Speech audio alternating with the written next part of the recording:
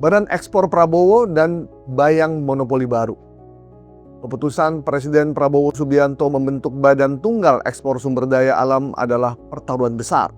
Bahkan mungkin salah satu keputusan ekonomi paling mengejutkan sejak reformasi 98. Dunia usaha terguncang, investor menahan kalkulasi sebab negara kini bukan lagi sekadar regulator, melainkan juga operator, pengendali, pengawas, sekaligus evaluator perdagangan komoditas strategis Indonesia.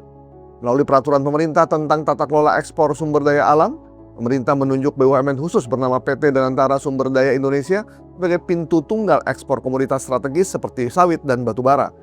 Negara masuk langsung ke kamar dagang. Alasan pemerintah patriotik sekaligus dramatis menyelamatkan kekayaan bangsa yang selama puluhan tahun bocor ke luar negeri.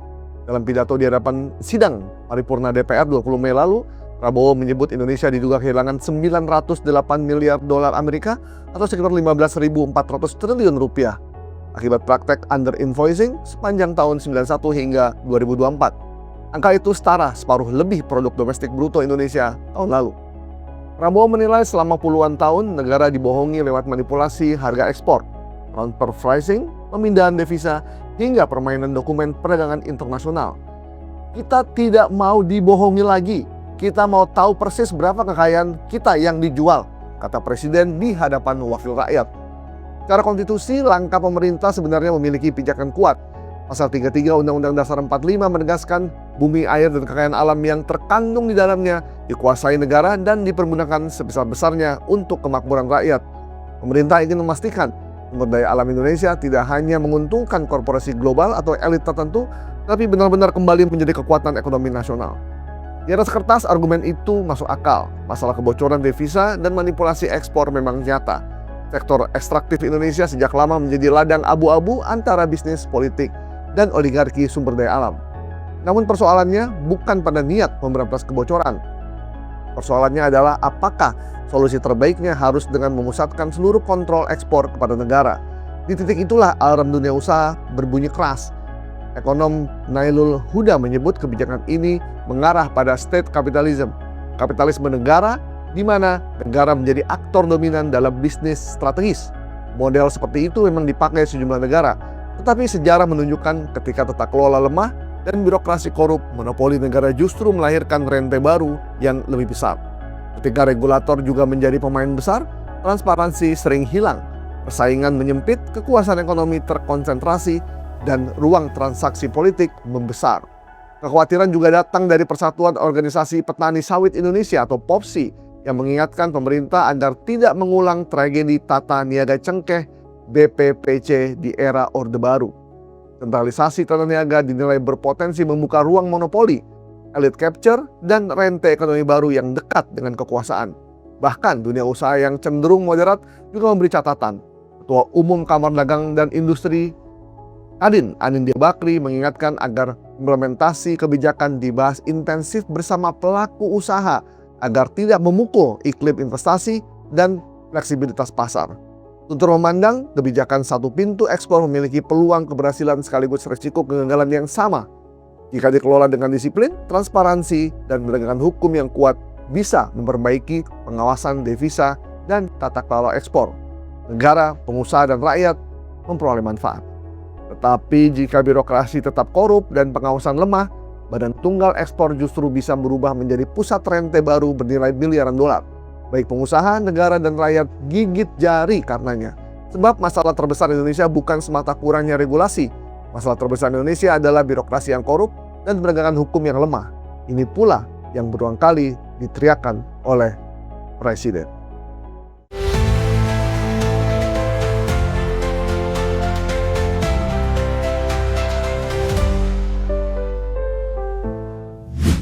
Kembali lagi di Tutur POV bersama Bang Don Bosco, Direktur Konten Tutur Media Digital, dan saya Gaib Martusigit. Halo Bang. Selamat jumpa lagi, Mas Gaib. Oke, Bang, Halo sebelum saya ke Abang, ini ada narasumber yang kompeten untuk ngomongin ini. Silakan. Beliau adalah Ketua Gabungan Pengusaha Kelapa Sawit Indonesia atau GAPKI, Pak Edi Martono. Halo, selamat sore Pak Edi. Selamat sore. Ya, di sini ada saya dan Bang Don Bosco nih. Oke, Ya, iya. Pak Edi. Selamat sore Pak Dan Bosco. Pak Edi kaget nggak dengar badan tunggal yang dibentuk lewat PP ini dan semua ekspor strategis nanti akan ditampung di satu perusahaan? Ya kaget, karena kan kagetnya kenapa? Karena kita tidak pernah diajak bicara. Padahal ini kan industri yang sangat strategis. Ini industri sawit ini membuktikan bahwa setiap terjadi krisis selalu menyelamatkan ekonomi negara. Dari 98, 2008, kemudian waktu COVID tahun 2020, 2022 itu justru memberikan divisi yang sangat besar, sumbangan divisi yang sangat besar, memecahkan rekor sampai 39,1 miliar US dollar. Kemudian juga kita alhamdulillah tidak ada PHK waktu terjadi COVID, seperti itu. Nah, saya meyakini ya di saat krisis sekarang ini kan juga krisis global untuk yang masalah karena perang. Ini sebenarnya industri sawit juga akan menyelamatkan lagi dan menyelamatkan negara, ekonomi kan begitu. Nah, ini juga kami kaget juga karena kalau mungkin diajak bicara ya mungkin bisa paling nggak memberikan masukan lah gitu. Ini sama sekali belum pernah dengar bocoran, bisik-bisik gitu bahwa pemerintah akan mengeluarkan sebuah aturan badan tunggal ekspor ini. Kalau rumor sudah, artinya waktu beliau presiden kembali dari Filipina tuh sudah ada rumor. Tapi setelah kita cek, setelah kita tanyakan, itu ya nggak ada yang tahu mereka. Jadi tidak tahu ya kita anggap itu sebagai rumor saja. Nah, tidak serius artinya bahwa ini hanya isu lah gitu.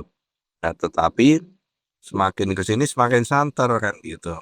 Kami pun belum yakin karena kami tidak pernah diajak bicara. Nah, baru kemarin betul dapat info saya justru dari media, Pak besok presiden akan mengumumkan di DPR gitu. Jadi memang kita sama sekali tidak tahu dan karena tidak pernah diajak bicara.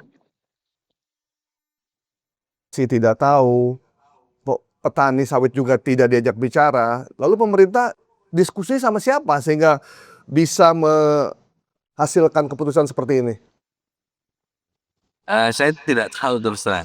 Saya tidak tahu siapa yang diajak diskusi, karena ini kan industri strategis kalau misalnya, salah kebijakan bisa bahaya loh.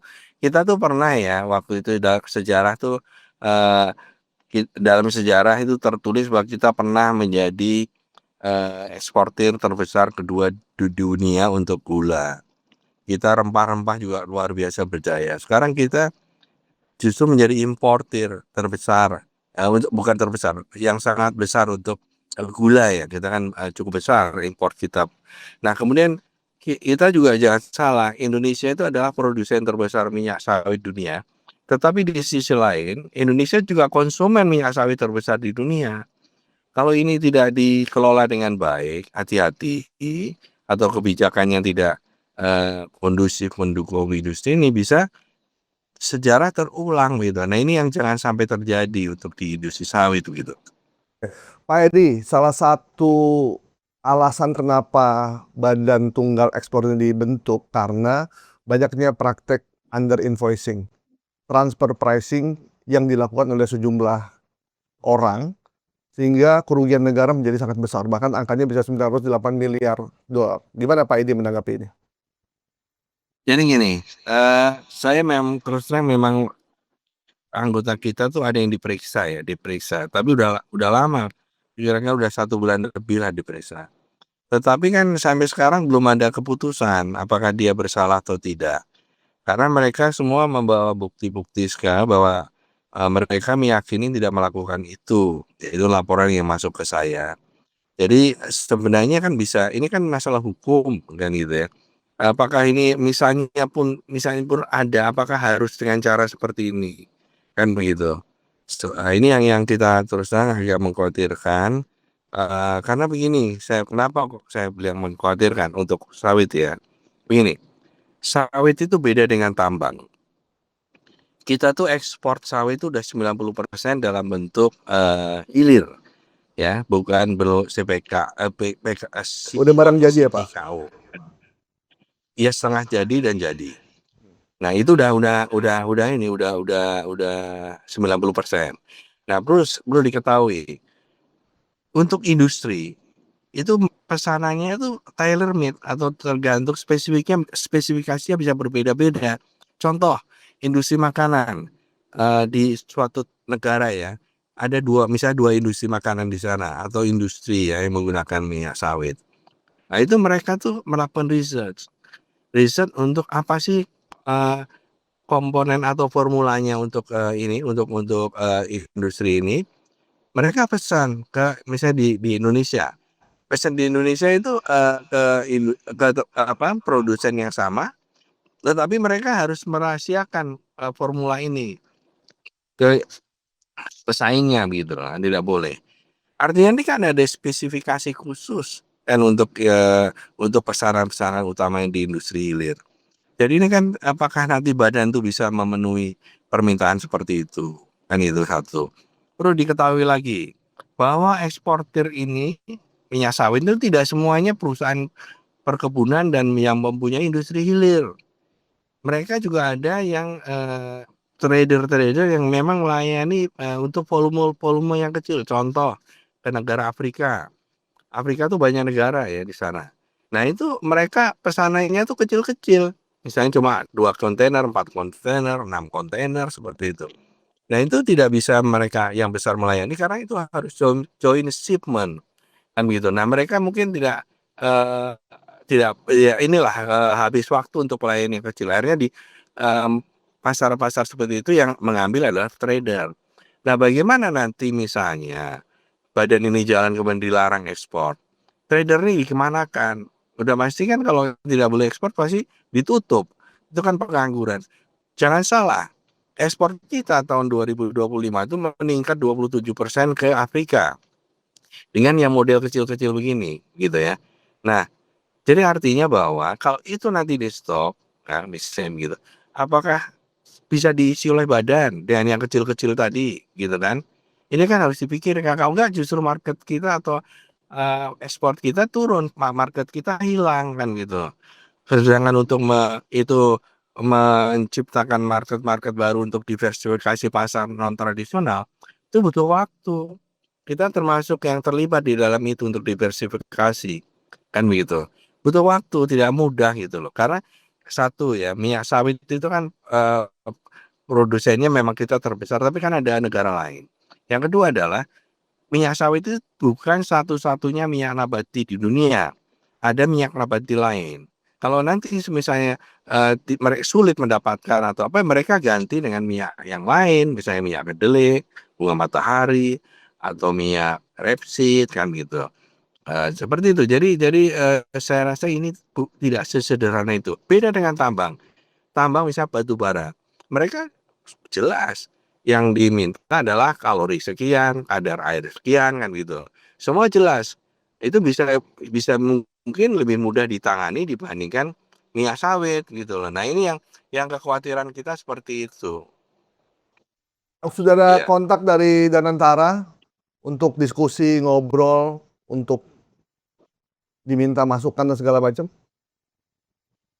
Belum ada. Jadi kemarin ya waktu itu kan Presiden mengumumkannya hari Rabu di DPR ya. Kemudian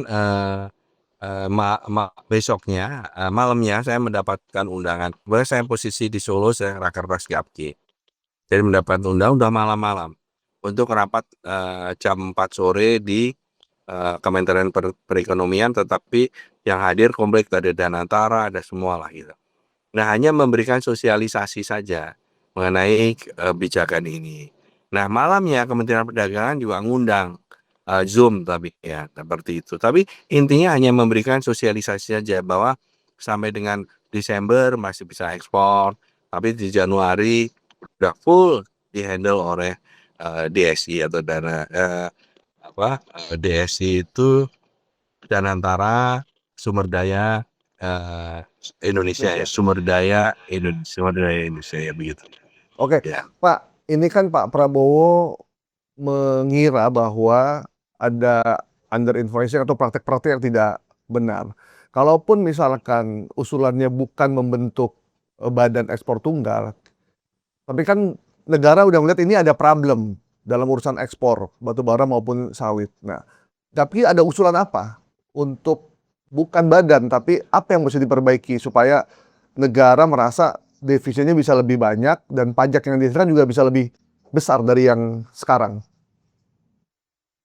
Ya kan bisa begini, kan tinggal cek saja kan, misalnya ekspor kan isunya ekspor ke Amerika via tapi laporannya via lewat Singapura, tapi harganya dari Singapura beda.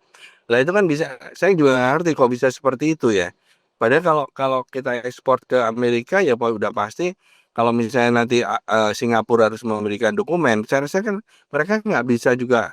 Itu kan berarti dokumen palsu kan gitu kan, seperti itu. Nah saya nggak ngerti, saya terus terang mekanisme itu nggak ngerti.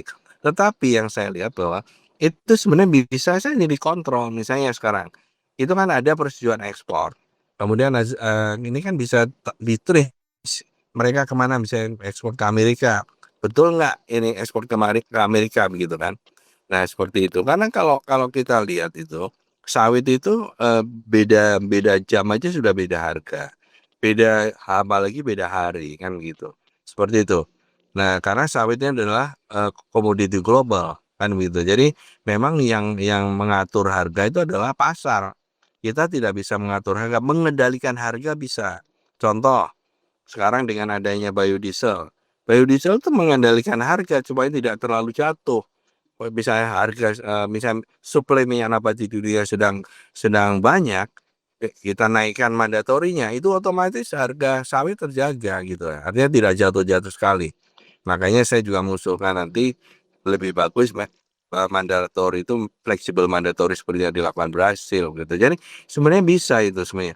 Kemudian kalau dicurigai ini apa di dana-dana itu ada di sana tidak kembali. Di Indonesia, Bank Indonesia itu ada namanya sistem SIMODIS, sistem monitoring divisa. Nah, setiap kita udah keluar persetujuan ekspor barang, itu jalan, itu langsung itu master monitor oleh Bank Indonesia. Apabila dalam 3 bulan devisa itu tidak masuk, langsung diberi surat peringatan oleh Bank Indonesia. Apabila nanti ternyata tetap tidak masuk, itu bisa dibekukan izinnya, izin ekspornya. Artinya semuanya sekarang ekspor itu sudah terkontrol oleh oleh pemerintah begitu. Oke, jangan-jangan yang mesti ditegaskan itu atau ditegakkan aturannya aparatnya, Pak ya?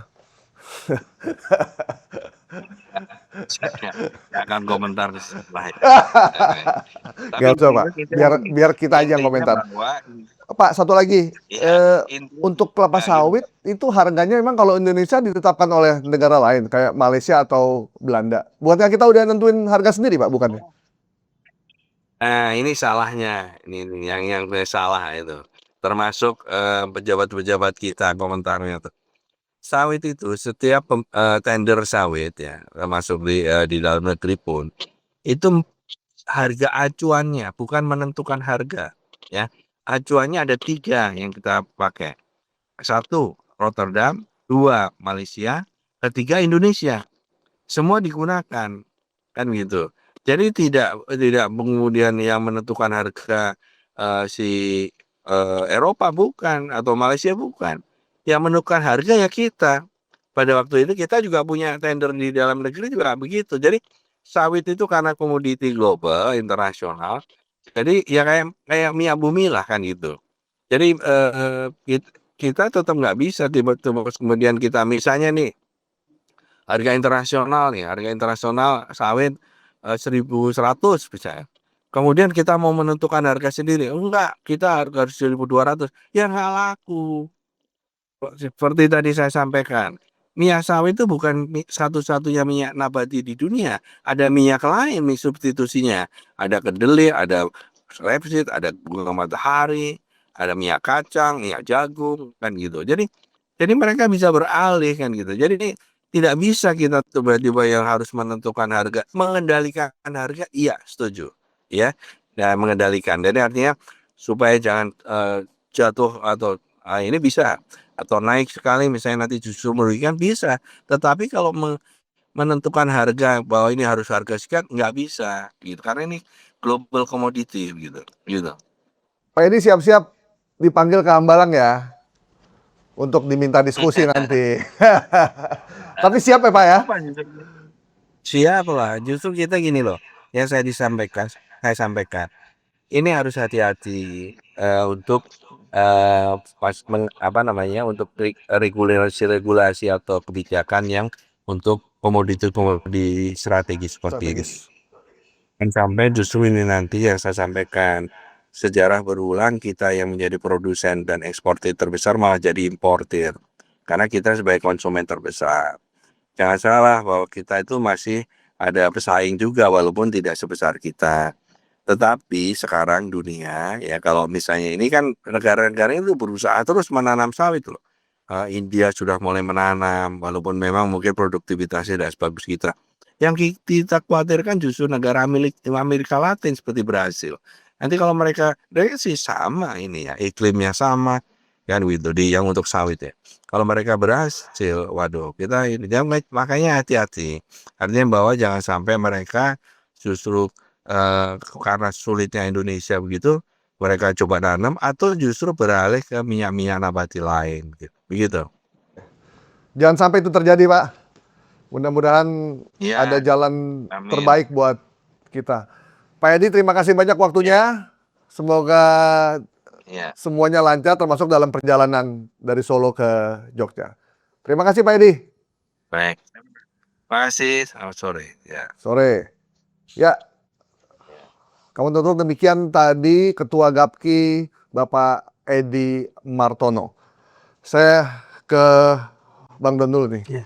Bang, tadi udah ada POV kita, kemudian wawancara kita dengan Pak Edi Martono yang orang yang paling kompeten untuk bicara soal sawit dan ternyata beliau tidak diajak serta untuk berdiskusi memutuskan badan ini. Itu persis ketika Pak Prabowo mengumumkan di May Day soal membesarnya Diskon untuk tarif ya 8% untuk ojol. 8% untuk aplikator. Ya. Kita tanya apakah Gotoh diajak bicara? Enggak katanya. Ya persis seperti ini. Jadi kalau ada pengakuan dari Pak Edi tadi seperti itu, ya bisa jadi hal seperti itu benar gitu. Tetapi memang kebijakan ini memang shocking. Dan kalau kita lihat responnya di media atau dari pengusaha atau dari pasar modal atau rupiah, itu shocking dan bahkan itu turun. Pasar modalnya turun, IHSG-nya turun, lalu kemudian rupiah yang padahal pada hari yang sebelumnya itu dinaikkan BI rate 50 basis point, itu turun. Dan kemudian respon dari para pengusaha termasuk dari Pak Edi tadi yang mewakili para pengusaha sawit, ya shock dengan kebijakan ini. Tetapi bukan berarti kebijakannya salah. Saya merasa atau banyak juga yang merasa bahwa ini sebuah kebijakan yang mengubah paradigma lama dan kembali kepada paradigma konstitusi. Di mana kemudian bumi, air, dan segala kekayaan yang terkandung di dalamnya dikuasai oleh negara dan dimanfaatkan untuk sebesar-besarnya kemakmuran rakyat. Kira-kira begitu jalan pikiran Pak Prabowo. Dan jalan pikiran seperti itu kalau Anda baca di Paradoks Indonesia, itu jelas Pak Prabowo itu adalah orang yang sangat yakin kapitalisme negara itulah yang harus jalan. Bukan kapitalisme oligarki swasta. Kira-kira begitu. Meniru Cina dan seterusnya. Kalau lihat itu, kita bisa mengerti ketika Pak Prabowo membuat pidato, kita ngambil yang terbaik dari sosialisme, tapi mengambil yang terbaik juga dari kapitalisme. Tetapi memang ini shocking, karena orang kemudian tiba-tiba, loh kok tiba-tiba begini? Tiba-tiba begini. Sementara pada waktu yang bersamaan, ini kan soal kepercayaan pada pemerintah. Kalau dialihkan ke eksportir tunggal, apa iya lebih baik? Maksudnya baik, tapi apa iya lebih baik? Atau jangan-jangan memindahkan praktek kecurangan dari praktek lama ke institusi yang baru. Kan orang tidak percaya gitu. Kita bisa percaya Pak Prabowo, tapi tidak percaya pada pelaksananya. Loh iya, kita bisa percaya pada kebijakan Presiden Prabowo, tapi itu ketika dilaksanakan di bawah, itu bisa menyimpang dan itu bisa disalahgunakan. Kan kira-kira begitu yang menjadi persoalan. Kenapa kemudian orang, kok tiba-tiba begini gitu. Tetapi basis ideologisnya jelas. Bahkan ada orang yang mengatakan itu keberanian Pak Prabowo itu harus diacungi jempol. Ini baru betul-betul menerapkan pasal 33. Tetapi kan kita juga bicara fakta yang diambil itu benar nggak? Ya. Misalnya 908 miliar dolar. Benar nggak? Miliar dolar itu benar nggak? Karena under invoicing, kemudian transfer pricing dan seterusnya, yang kemudian merugikan negara sekian besar. Apakah itu data benar? Kalau mendengar Pak Edi tadi itu kan, Edi Martono kan, itu selama ini kan standarnya kan nggak mungkin tiba-tiba muncul begitu saja. Ini ada standar Indonesia, standar Malaysia, standar Amsterdam. Kira-kira begitu, satu. Kedua, pertanyaan berikutnya adalah apa memang harus begini atau mengejar saja secara hukum orang-orang yang melakukan praktek seperti itu? Itu kan pertanyaan. But the idea is very good. Bahwa itu harus melaksanakan pesan Undang-Undang Dasar. Itu sebuah keharusan, karena kata Pak Prabowo, kalau ini kan untuk menaikkan bargaining position di perdagangan global juga. Ya kalau mereka tidak beli, ya udah kita simpan aja di bawah tanah biar jadi barisan anak cucu kita. Tapi jangan dicurangi seperti saat ini. Kan pertanyaannya adalah, benar nggak ada kecurangan seperti itu? Jika benar, praktek ini layak didukung atau kebijakan ini layak didukung. Tapi jika tidak benar, ada sesuatu hal yang lain begitu. Jangan-jangan ini memindahkan problem dari satu tempat ini ke tempat yang baru. Kan itu kan yang menjadi pertanyaan orang sekarang gitu. Sebenarnya kalau dari asosiasi kayak Damki, sebenarnya kalau misalkan aturan ini dijalankan, toh sebagai pengusaha dia nggak bisa ngapa-ngapain juga kan, dia udah betul ditetapkan. Cuma tadi Pak Edi Martono tuh menggarisbawahi, mohon pemerintah berhati-hati dalam memperlakukan komoditas strategis yang memang devisanya sekarang terbesar sampai 391 T di 2025 kemarin. Ya, kita juga mengingatkan hal yang sama. Ini harus hati-hati, perlu hati-hati, karena ini possibility-nya itu 50% berhasil, 50% gagal. Kan kira-kira begitu. Kalau gitu itu berhasil dan harus berhasil, kalau itu sudah dari blade kebijakan presiden, itu harus memperlihatkan bahwa itu berhasil. Ini sebuah kesuksesan jangka panjang. Tetapi intinya adalah bahwa itu win-win. Jangan sampai kemudian kebijakan ini membuat investasi di bidang itu menjadi menurun, kemudian petani kelapa sawitnya menjadi tidak punya tidak punya bargaining, kemudian bahkan mungkin tidak tahu bagaimana harus mengekspor, atau jangan-jangan mereka harus menghentikan ekspor dan seterusnya, yang kemudian berakibat kayak berbalik jadi bumerang untuk membuat sawit kita menjadi nomor kesekian. Padahal kebutuhan kita dalam negeri juga termasuk sangat tinggi. Nah, betul, itu harus berhati-hati. Jadi ini kan kebijakan itu tidak bisa dibuat dari belakang meja dengan asumsi karena angkanya sekian lalu kemudian akan hasilnya sekian begitu.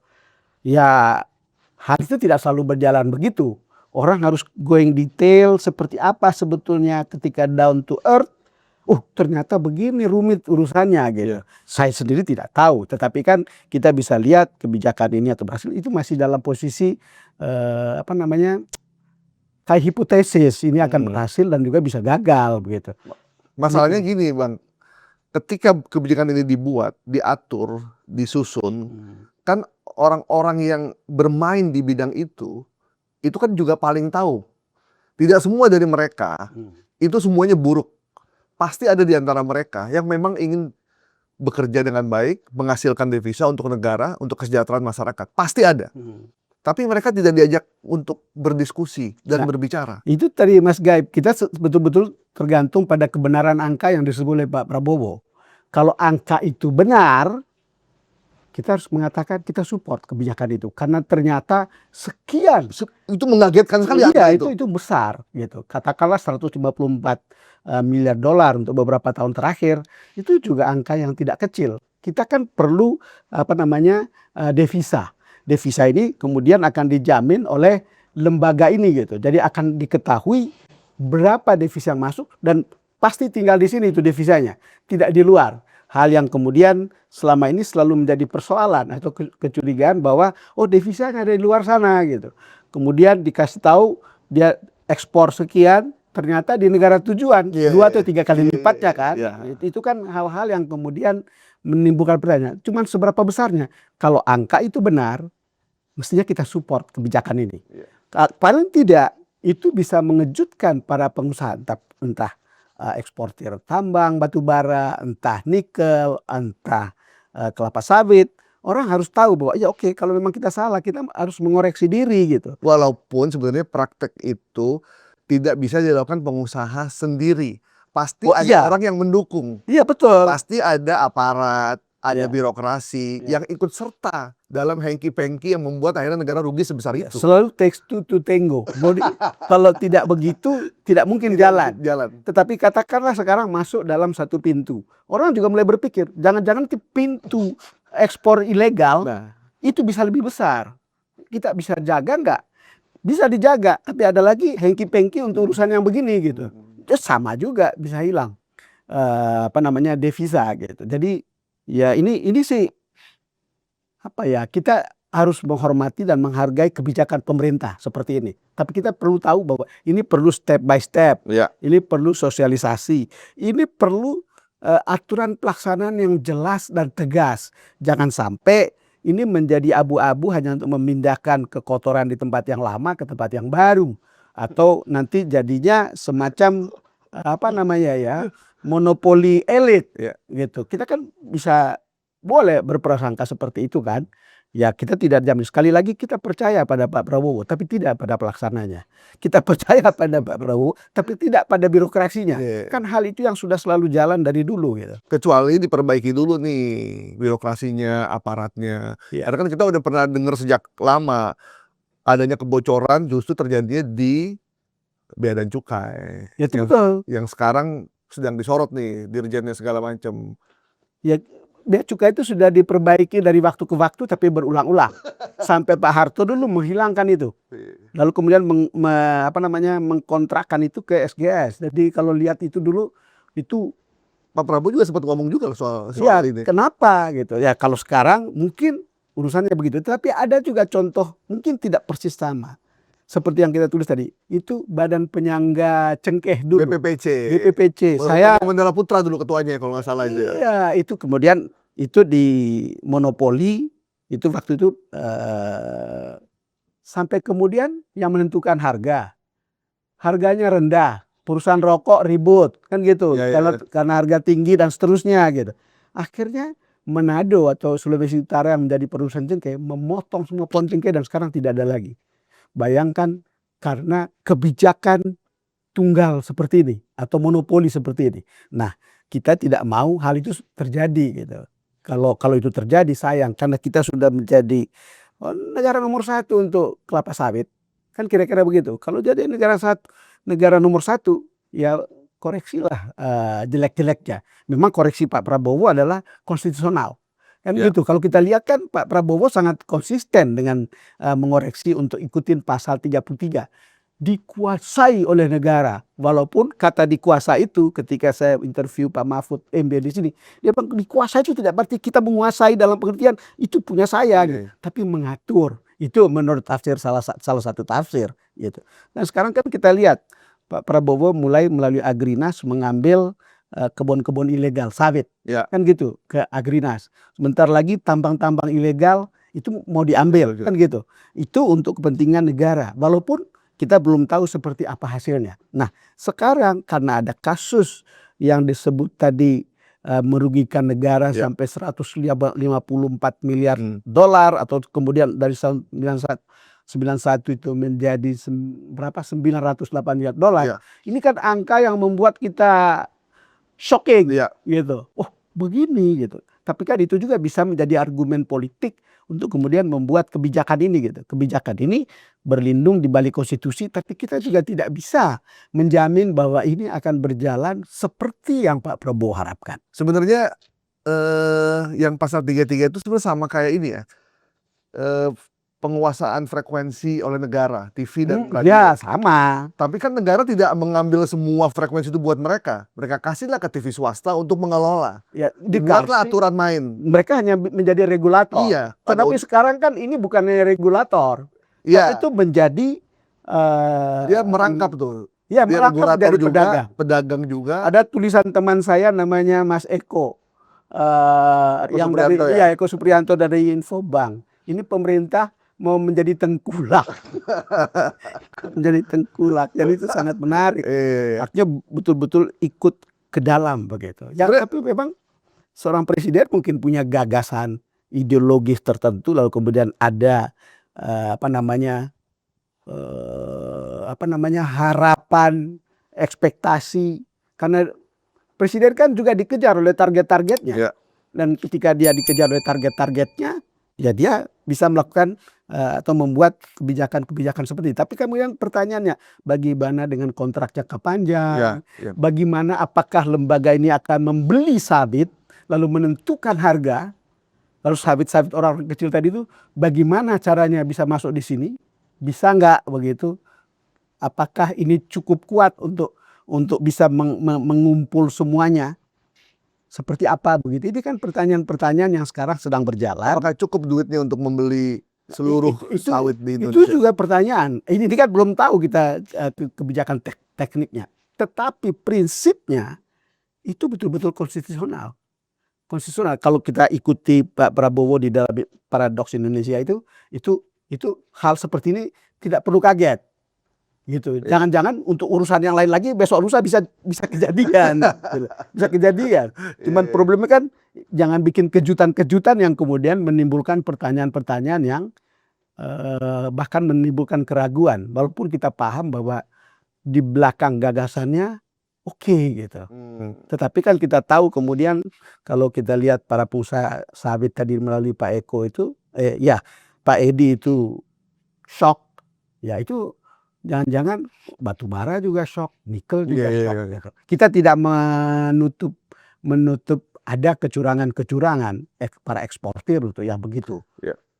Saya harus khawatir ada beberapa info yang masuk ke Pak Prabowo itu yang kurang tepat. Salah satu yang sangat sederhana itu ketika Pak Prabowo bilang misalkan kita punya sawit tapi yang menentukan orang lain, negara lain, Malaysia dan Rotterdam di Belanda. Padahal menurut Pak Edi itu cuma harga acuan. Acuannya itu Indonesia, Malaysia dan Belanda ya di Rotterdam. Tapi harganya tetap Indonesia yang menentukan. Iya. Ternyata gitu ya. Jadi para beberapa lembaga pemeringkatan berbicara bahwa kebijakan seperti ini itu mendistorsi pasar. Tetapi kan kita juga bukan orang yang bisa mengatakan pasar ini sempurna untuk kita gitu.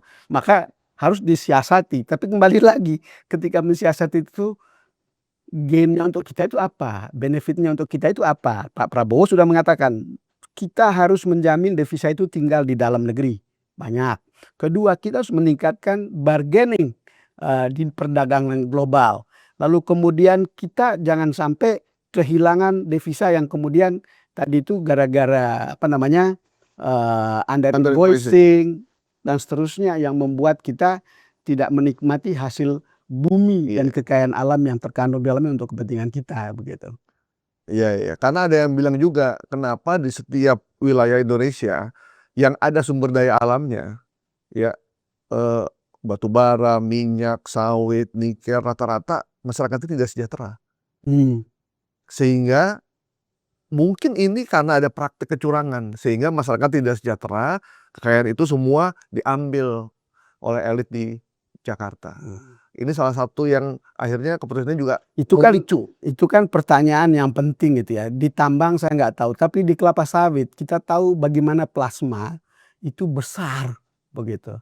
Teman-teman saya di Riau atau di Sumatera Selatan, mereka itu kaya dari plasma. Ada yang punya 2 hektar, ada yang punya 10 hektar.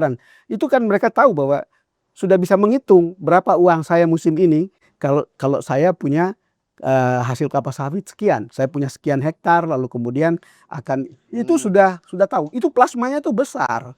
Bahkan yang kemudian diambil yang dianggap ilegal itu sebagian itu dari plasma tasma yang kemudian membuat orang teriak. Iya, iya, iya, iya. Jadi hal-hal seperti itu kita, ya itu soal membenahi lah. Sama seperti misalnya, oh tambang nikel di sebuah provinsi ini, tapi provinsinya kok melarat begitu orang-orangnya. Ya menurut saya sih bagaimana mengatur itu begitu. Masalahnya tambang sering diatur oleh pusat, daerah tinggal dapat sedikit, lalu kemudian rakyatnya tidak dapat apa-apa.